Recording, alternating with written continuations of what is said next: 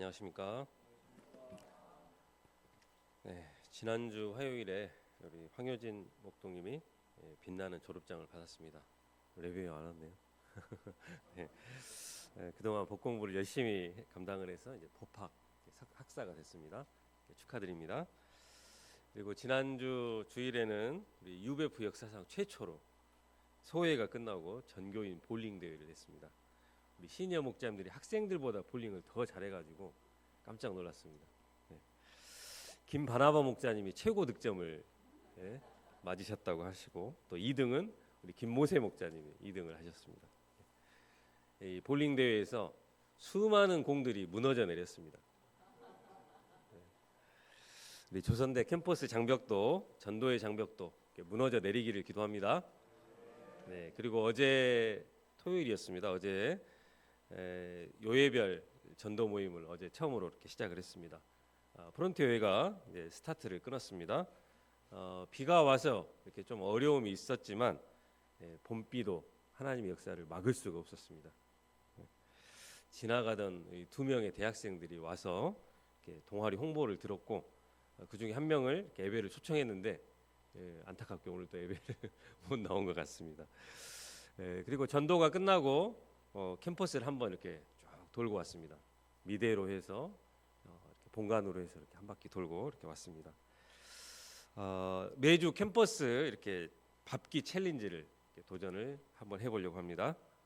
우리가 밟는 모든 땅을 우리에게 주시기를 기도합니다. 네, 오늘 요절 말씀은 5절입니다. 다 함께 읽겠습니다. 시작. 제장들이 나강 나팔을 길게 불어 그 나팔 소리가 너희에게 들릴 때에는 백성은 다 큰 소리로 외쳐 부를 것이라. 그리하면 그 성벽이 무너져 내리리니 백성은 각기 앞으로 올라갈지니라 하시매. 네, 오늘 말씀에서 여호수아와 이스라엘은 여리고라는 아주 강력한 성을 가진 적을 마주하게 되었습니다. 손자병법에 의하면 공성전을 치르기 위해서는 10배의 병력이면 포위를 하고 5배의 병력이면 공격을 하고 2배의 병력으로는 정면 승부를 하라고 조언을 하고 있습니다. 그러나 최상의 전략은 이 공성전을 피하고 적이 스스로 무너지도록 이렇게 만들라고 말하고 있습니다. 여호수아와 이스라엘은 어떻게 이 여리고를 정복할 수 있었습니까? 우리가 오늘 말씀을 통해서 여리고와 같은 장벽을 어떻게 무너뜨릴 수 있는지 배우기를 기도합니다. 1절을 보십시오. 이스라엘 자손들이 여리고 앞에 이르렀습니다. 때는 출애굽을 기점으로 하면 40년이 훌쩍 지난 시점이었습니다. 그동안 이스라엘은 많은 변화를 겪었습니다. 먼저 출애굽의 위대한 지도자였던 이 모세가 죽고 그의 리더십은 시종이었던 여호수아에게로 옮겨졌습니다. 여호수아는 아직 한 번의 전투도 치르지 않은 상황이었습니다. 즉 그의 리더십은 아직 검증이 되지 않은 상황이었습니다. 모세가 지도자로 있을 때 요단 동편의 땅은 모압과 암몬 그리고 아모리 족속을 패퇴시키고 그 땅을 차지할 수가 있었습니다. 그러나 정작 가나안 땅을 차지하는 것은 이제부터였습니다. 요단강을 건너서 치르는 이 첫 전투는 이스라엘에게 있어서 아주 중요한 전투였습니다. 이스라엘은 우리나라가 6.25 전쟁에서 인천 상륙작전으로 적의 배후를 쳐서 상대의 사기를 꺾어버린 것처럼 그들은 가나안 중앙으로 쳐들어갔습니다. 먼저 가나안의 허리를 끊어놓은 다음 남부와 북부를 차례로 정복했는데 이를 위해서는 여리고가 거점이 되는 아주 중요한 성이었습니다. 그런데 여리고는 BC 8000년 이래로 사람이 살아온 세계에서 가장 오래된 도시 중에 하나로 이렇게 알려져 있습니다. 이곳은 가나안 땅의 동서와 남북을 연결하는 교통의 요충지로 고대로부터 경제와 무역 그리고 군사의 아주 중요한 거점이었습니다. 종려나무의 도시라고 불릴 만큼 비옥한 토지를 가졌으며 주변은 사막이지만 온천과 샘물이 있어서 농사를 짓는 것이 가능하고 특히 대추 야자와 그리고 과일과 채소의 재배가 활발하였습니다. 이러한 여리고는 이스라엘에게 아주 만만한 상대가 아니었습니다. 여리고의 초기 발굴자인 존 가스탕에 의하면 두꺼운 외벽과 그리고 벽돌로 된 방어벽으로 이루어진 견고한 이중 성벽이었다고 합니다. 게다가 외벽 장애물은 바깥으로 35도 정도 경사가 지도록 설계가 되어졌고 높이도 3, 4m에 달해서 쉽게 기어 오를 수도 없다고 했습니다. 유일한 출입구가 성문인데 그 성문을 닫으면 외부에서 여리고를 들어가는 것은 불가능에 가까웠다고 합니다. 그들은 이스라엘 자손들로 인해서 성문을 굳게 닫아버렸습니다. 그러나 정확히 말하면 여호와 하나님 때문이었습니다. 하나님은 애굽에서 나올 때에 홍해물을 마르게 하셨고 요단 동편의 아모리 사람의 두 왕 시온과 옥을 전멸시켰습니다. 그리고 이제는 요단강의 물을 말려버리시고 마른 땅으로 건너게 하셨습니다. 그들은 하나님께서 하신 이 놀라운 일들을 듣고 마음이 녹고 그리고 정신을 잃어버렸습니다. 여리고성 사람들은 마음이 녹고 정신을 잃어버릴 정도가 되었지만 그들에게는 난공불락의 성 여리고가 있었습니다. 그들은 성문을 굳게 걸어 잠그고 개미 새끼 한 마리 드나들지 못하도록 철저하게 성을 봉쇄했습니다. 이 성을 제대로 치려면 아까 손자병법에 의하면 5배 이상의 군사가 필요하고 또 엄청난 희생이 뒤따를 수밖에 없었습니다. 포위를 하고 그들이 항복할 때까지 기다리기에는 이스라엘에게는 그럴 만한 여유가 있지 않다는 것이 그들의 현실이었습니다. 이 성을 빨리 정복하고 앞으로 계속 진군을 해야 했습니다. 하나님은 이런 어려움에 놓인 여호수아를 어떻게 도와주셨습니까? 하나님은 새로운 리더가 된 여호수아에게 승리의 확신을 주셨습니다. 2절 말씀을 다 함께 읽어보겠습니다. 시작.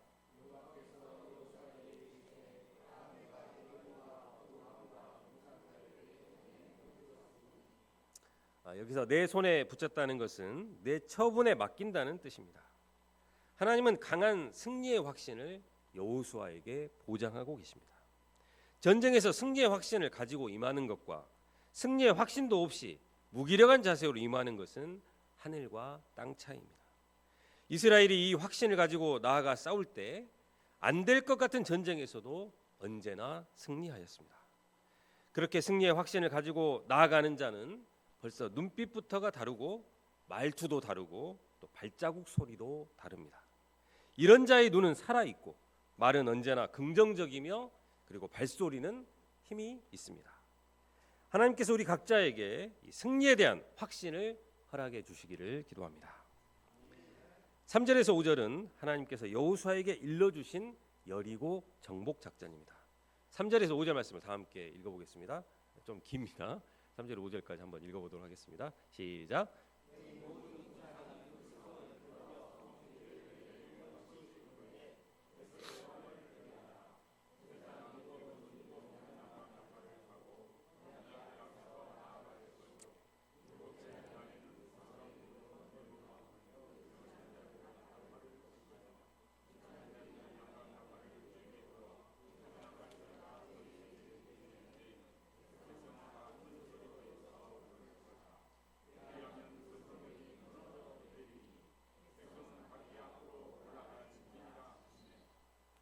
여리고 전쟁의 이 여리고 전쟁을 요약을 해보면 첫째는 6일 동안은 온 백성들이 매일 한 바퀴씩 성 주위를 돌라는 것입니다.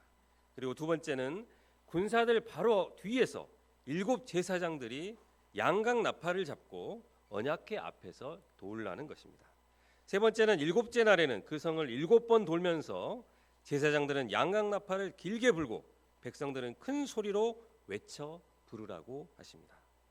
그리하면 성벽이 무너져 내릴 것이라고 말씀하십니다. 하나님께로부터 이 여리고 작전을 들은 여호수아는 무슨 생각이 들었을까요? 여호수아는 모세의 시종이었습니다. 그도 모세와 함께 여러 전쟁을 치러봤습니다. 그런데 지금까지 한 번도 전쟁에서 행진만 해본 적은 없었습니다. 하나님의 작전은 조금 이상하기는 했지만 여호수아는 하나님께서 한 번도 말씀하신 것을 어겨보신 적이 없으셨기 때문에 이번에도 하나님께서 말씀대로 이루실 것을 믿었습니다. 그래서 그는 하나님의 명령의 말씀을 듣고 그대로 순종했습니다. 6절과 7절을 보십시오. 여호수아는 제사장들을 불러서 언약궤를 메고 궤 앞에서 돌라고 명령했습니다. 맨 앞에는 무장한 군사들이 서고 그 다음은 7 제사장이 서고 그 다음은 언약궤가 그 뒤를 따르고 맨 나중에 백성들은 맨 나중에 그 뒤에 서도록 했습니다. 여호수아의 명령을 받은 백성들은 이를 어떻게 순종했습니까? 이제 여리고성을 도는 첫째 날이 되었습니다. 8절부터 11절 말씀이 이 첫째 날의 내용입니다. 여호수아는 제사장들을 불렀습니다. 그들에게 언약궤를 메고 제사장 7은 양각 나팔을 잡고 궤 앞에서 진행하게 했습니다. 다음은 무장한 자들에게 한 부류는 제사장의 앞에서 행진하라고 하고 후군은 궤 뒤에서 호위하게 하였습니다. 마지막으로 백성들은 외치지도 말고 너희 음성이 들리게 하지도 말고 너희 입에서 아무 말도 내지 말라고 했습니다. 하지만 하나님께서 외치라고 하는 날에는 외치라고 하셨습니다. 하나님과 여호수아의 명령에 따라서 이 제사장들은 나팔을 불고 군사들과 백성들은 조용히 여리고성을 한 바퀴 돌았습니다. 그런데 11절을 보십시오. 무장한 자들과 7명의 제사장 그리고 백성들이 성을 한 바퀴 돌고 와서 그들의 진영에서 잤습니다. 그런데 성경은 이스라엘 백성들이 아니라 여호와의 궤가 그 성을 한 번 돌았다고 기록하고 있습니다. 사람이 돌고 온 것이 중요한 것이 아니라 여호와의 궤가 그 성을 돈 것이 중요하다는 것입니다. 1절에서 11절 사이에 여호와의 궤가 10번이나 언급되고 있습니다. 여호와의 임재와 언약궤가 동일한 것으로 표현되어지고 있습니다. 이것은 이 전쟁의 성격을 말해주고 있습니다. 이 전쟁은 여호수아와 이스라엘의 전쟁이 아니었습니다. 이 전쟁은 하나님께서 함께 하시는 전쟁이요 하나님이 주인공이신 전쟁입니다. 이런 것을 두고 성전이라고 말합니다. 성스러운 전쟁입니다. 하나님께서 여리고를 심판하시는 전쟁이요 하나님께서 그 백성에게 승리를 주시는 전쟁입니다. 둘째 날에도 그들은 아침에 일찍이 일어나서 제사장들은 여호와의 궤를 메었습니다. 첫째 날과 똑같이 이 제사장 7은 양각 나팔을 잡고 궤 앞에서 행진하면서 나팔을 불었습니다. 둘째 날에도 그 성을 한 번 돌고 엿새 동안을 이와 같이 돌았습니다. 15절에서 21절은 7째 날에 일어난 일입니다. 그들은 여전히 새벽에 일찍이 일어났습니다. 그리고 전과 같은 방식으로 이 성을 7번 돌았습니다. 7째 날 7번째 성을 돌고 있을 때였습니다. 제사장들이 7번째 나팔을 불고 있을 때 여호수아가 백성들에게 외치라고 명령했습니다. 여호와께서 너희에게 이 성을 주셨느니라. 제사장들은 나팔을 불고 백성들은 크게 소리를 질러 외칠 때에 성벽이 무너져 내렸습니다. 여리고인들이 자랑하던 이중 성벽이 힘없이 무너져 내렸습니다. 여호수아 5장에 나오는 여호와의 군대 장관이 성을 무너뜨렸는지 아니면 다른 무엇 때문에 무엇 때문인지 기록이 없으니 정확히 알 수는 없지만 하나님이 말씀하신 대로 그 성벽은 무너져 내렸습니다. 백성들은 이제 무너진 성벽 위로 그 성에 들어가서 그 성을 점령했습니다. 그런데 성벽이 무너져 내리기 전에 한 가지 주의를 시켰습니다. 17절에서 19절 말씀을 보십시오. 여호수아는 이 성을 하나님께서 이미 그들에게 주셨다고 한 후에 이 성과 그 가운데 있는 모든 것은 여호와께 온전히 바치라고 했습니다. 그러나 기생 라합과 그 집에 동거하는 자만 살려주라고 했습니다. 여호수아는 여리고성의 모든 것은 하나님께 온전히 바쳐져야 하는 것이기 때문에 어떤 것이든지 취하면 그들이 고통을 당할 것이라고 경고하고 손대지 말라고 했습니다. 여호수아는 은금과 동철 기구들은 다 여호와께 구별하여 드리고자 그것들을 모두 여호와의 곳간에 드렸습니다. 고대 전투에서 탈취물을 나누는 것은 당연한 것이었습니다. 목숨을 걸고 전쟁에 참여했기 때문에 이 전쟁 중에서 탈취물들은 모두 전쟁에 참여한 자들에게 돌아갔습니다. 그러나 이곳 여리고는 달랐습니다. 이스라엘의 능력으로 무너뜨린 것이 아닙니다. 여리고 전쟁은 하나님의 궤가 함께하는 하나님의 전쟁이요 하나님이 친히 싸우셨습니다. 그러므로 이 성의 모든 것은 하나님께 바쳐져야 마땅했습니다. 하나님은 이스라엘 백성에게 이 성의 모든 것은 여호와께 온전히 바치라고 요구하고 있습니다. 이상에서 살펴본 이 여리고 전투가 주는 의미와 교훈이 무엇입니까? 첫째, 땅을 발로 밟는 역사라는 것입니다.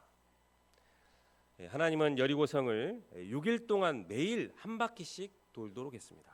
그러다가 7째 날에는 7바퀴나 돌라고 하셨습니다. 왜 이렇게 성을 계속 돌기만 하라고 하시는 것입니까? 그들에게 성을 돌게 하신 이유가 무엇일까요? 하나님은 아브라함 때부터 발로 밟는 땅을 그들에게 주셨습니다. 창세기 13장에 보면 아브라함이 베델에 있을 때 보이는 모든 땅을 너와 내 자손에게 주리라고 말씀하신 후에 그 땅을 종과 횡으로 두루 다녀보라고 말씀하셨습니다. 그리고 아브라함이 두루 밟은 그 땅을 그에게 주시겠다고 말씀하셨습니다. 발바닥으로 밟는 곳을 주시겠다고 하는 약속은 모세와 여호수아에게도 계속이 됩니다. 신명기 11장 24절입니다. 너희는 너희의 발바닥으로 밟는 곳은 다 너희의 소유가 되리니 너희의 경계는 곧 광야에서부터 레바논까지와 유브라데 강에서부터 서해까지라. 여호수아 1장 2절입니다. 내가 모세에게 말한 바와 같이 너희 발바닥으로 밟는 곳은 모두 내가 너희에게 주었노니. 그리고 여호수아 14장 9절입니다. 그날에 모세가 맹세하여 이르되 내가 내 하나님 여호와께 충성하였은즉 내 발로 밟는 땅은 영원히 너와 내 자손의 기업이 되리라 하였나이다.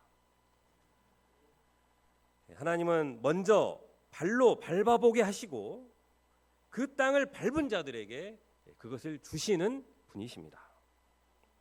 여리고도 그들이 발로 밟을 때 그 성이 무너져서 그 땅을 차지하게 하셨습니다. 하나님은 하나님의 백성들이 발로 밟은 땅을 그들에게 주실 것입니다.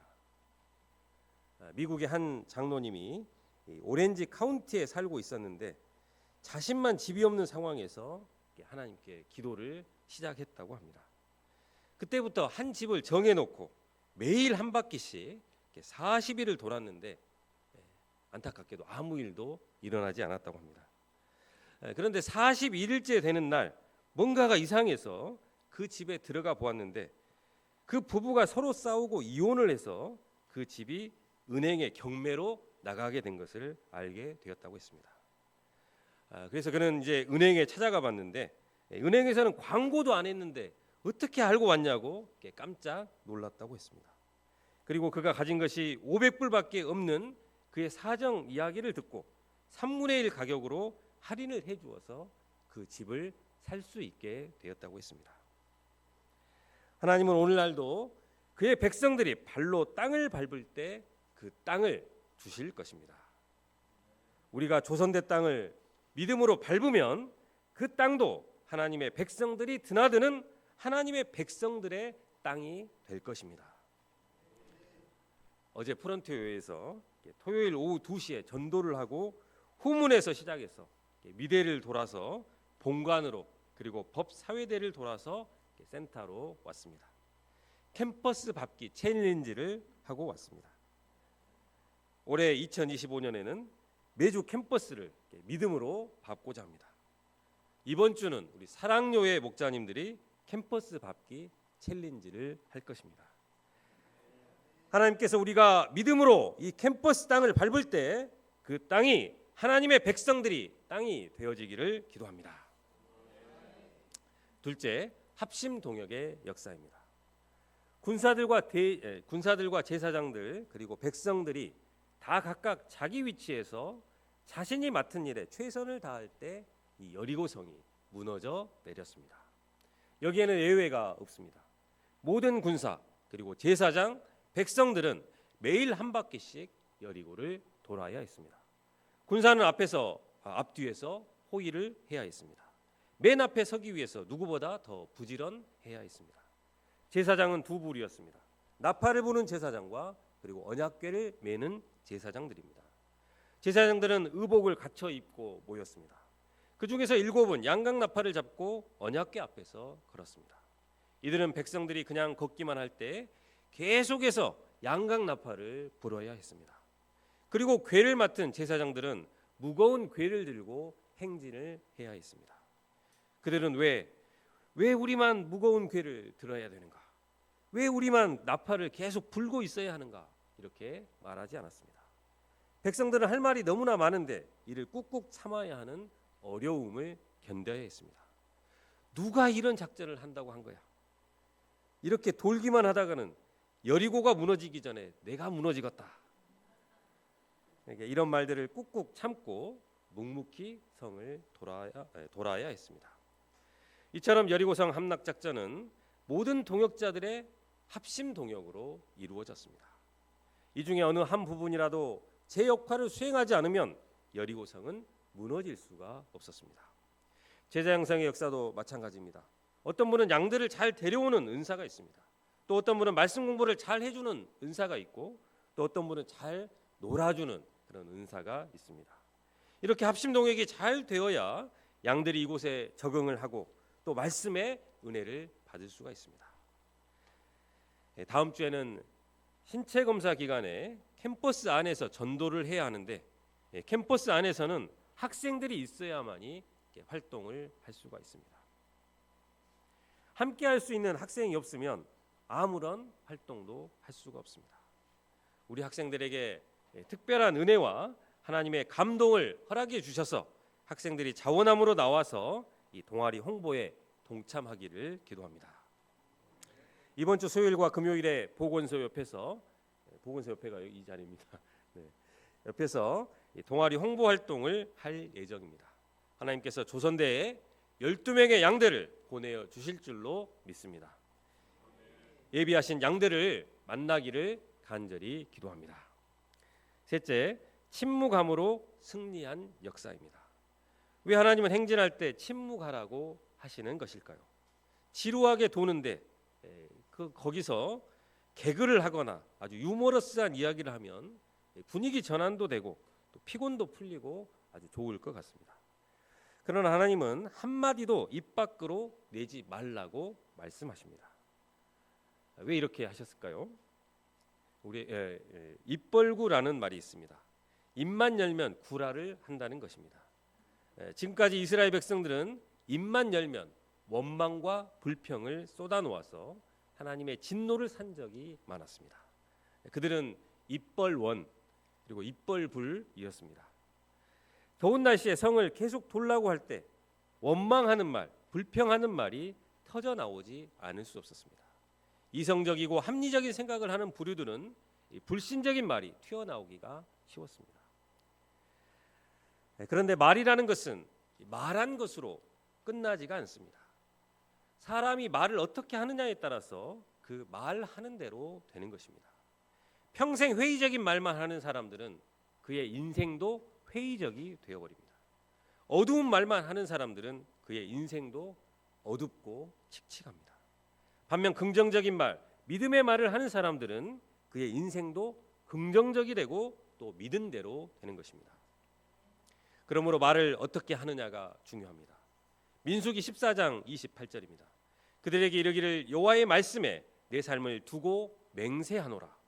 너희 말이 내 귀에 들린 대로 내가 너희에게 행하리니. 하나님은 자신의 삶을 두고 맹세하십니다. 하나님의 귀에 들린 대로 너희에게 행하겠다고 말씀하십니다. 나는 지금 어떤 말을 하고 있습니까? 우리가 불평하는 말, 원망하는 말, 실패와 좌절의 말, 어둡고 칙칙한 말들이 나도 모르게 입 밖으로 나오고 있다면 우리도 입을 막아야겠습니다. 나의 입에서 이런 말들이 나와서 하나님의 귀에 들어가지 않도록 입을 봉해야겠습니다.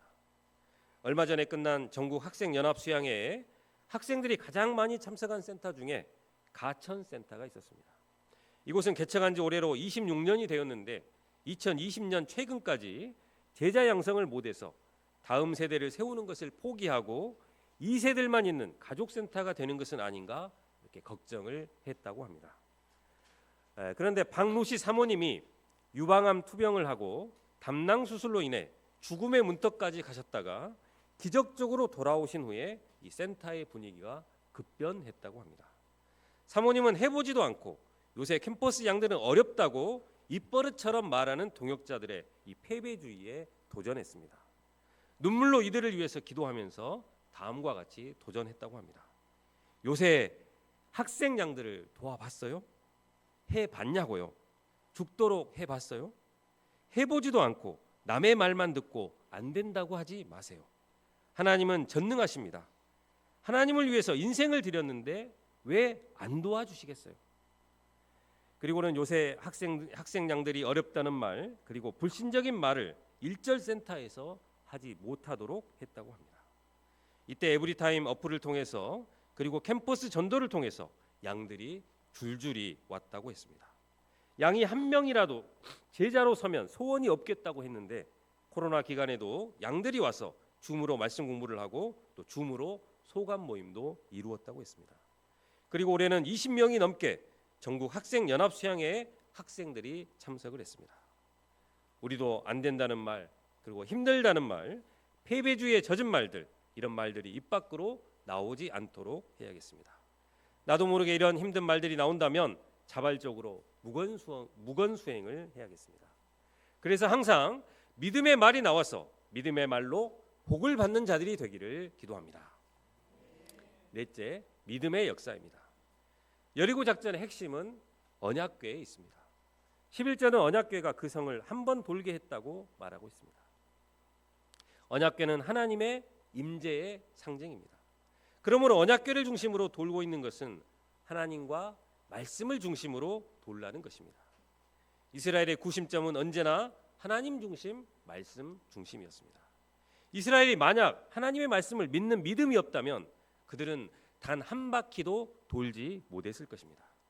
하나님의 말씀을 믿는 믿음이 없다면 여기서도 원망 불평만 하다가 또 심판을 받았을 것입니다. 하나님의 말씀을 믿는 믿음이 없다면 여리고를 밟는 그 자체가 불가능한 것이 되어버립니다. 광야에서 에돔이 길을 터주지 않아서 우회하게 되었을 때 이스라엘은 하나님과 모세를 원망했습니다. 이로 인해서 하나님은 불뱀을 보내서 그들을 죽게 하셨는데 모세가 기도할 때 놋뱀을 장대 위에 매달아 들도록 해서 그것을 보는 자들은 구원해 주셨습니다. 하나님의 말씀을 믿는 자들은 이 놋뱀을 바라보았고 이로 인해서 구원을 받을 수 있었습니다. 그들은 하나님의 말씀을 믿음으로 모두가 순종해서 여리고 성을 돌 수 있었던 것입니다. 그런데 하루만 돌아도 여리고가 무너지면 얼마나 좋겠습니까? 하루 이틀 정말 힘들게 돌았는데 여리고 성벽에는 실금도 하나 가지를 않았습니다. 6째 날까지 여리고에는 아무런 변화도 일어나지 않았습니다. 그러다가 마지막 날 7바퀴를 다 돌고 나서야 여리고는 갑자기 무너져 내렸습니다. 믿음의 역사는 인내와 반복 그리고 끈기가 요구됩니다. 하루에 한 바퀴씩 부단히 그리고 끊임없이 도는 인내와 반복과 끈기의 결과로 되어지는 것입니다. 하나님은 그 백성들이 이런 자세를 갖도록 훈련하고 계십니다. 인간 편에서 최선을 요구하시는 것이 아닙니다. 그냥 공짜로 저절로 되어지는 것이 없습니다. 하나님께서 그렇게 역사하시지 않습니다. 전도도 한두 번이 아니라 매주 매일 꾸준히 나가야 하는 것입니다. 꾸준히 나가다 보면 반드시 성경 공부를 하고자 하는 양을 얻을 수가 있습니다. 1:1 말씀 공부도 인내심을 가지고 꾸준히 공부해 주어야 합니다. 빼먹지 않고 꾸준히 말씀을 공부하다 보면 아무리 힘든 영혼도 무너져 내립니다. 캠퍼스 개척도 마찬가지입니다. 우리는 올해 조선대에 12명의 양들을 보내주시도록 기도하고 있습니다. 그리고 다른 캠퍼스도 한 명의 아브라함과 사라가 세워지도록 기도하고 있습니다. 이 역사도 단번에 이루어지지는 않을 것입니다. 그러나 우리가 믿음을 가지고 계속해서 기도하고 도전하여 캠퍼스를 밟고 또 밟기만 하면 언젠가는 무너져 내릴 것입니다. 단지 우리가 포기만 하지 않으면 하나님은 말씀하신 대로 우리가 밟는 땅을 우리에게 주실 것입니다. 우리가 인내와 반복, 끈기를 가지고 올해 믿음으로 도전해서 조선대 여리고를 무너뜨리는 역사의 주인공들이 되기를 기도합니다. 5절 말씀을 읽고 기도하겠습니다. 시작. 제장들이 양각 나팔을 길게 불어 그 나팔 소리가 너희에게 들릴 때에는 백성은 다 큰 소리로 외쳐 부를 것이라. 그리하면 그 성벽이 무너져 내리느니 백성은 각기 앞으로 올라갈지니라 하시며. 하나님 아버지, 고막기 개강을 앞두고 그리하면 무너져 내리리라 여리고성 정복 작전을 배우게 하신 것을 감사를 드립니다. 하나님 아버지, 저에게 먼저는 우리에게 이 땅을 주시겠다고 약속하시는 하나님을 믿는 믿음을 주시고 우리가 믿음으로 또 캠퍼스를 도는 자들이 되게 하여 주시기를 기도합니다. 캠퍼스에 믿음으로 도전해서 양들을 얻고 또 제자양생 역사를 감당하는 자들이 되게 하여 주시기를 간절히 기도합니다. 올해 캠퍼스 장벽들이 다 무너져 내리게 도와주시고 우리가 믿음으로 도전해서 또 제자양생 역사를 우리 흥왕하게 이루어갈 수 있도록 축복해 주시기를 기도합니다. 예수님의 이름으로 기도합니다.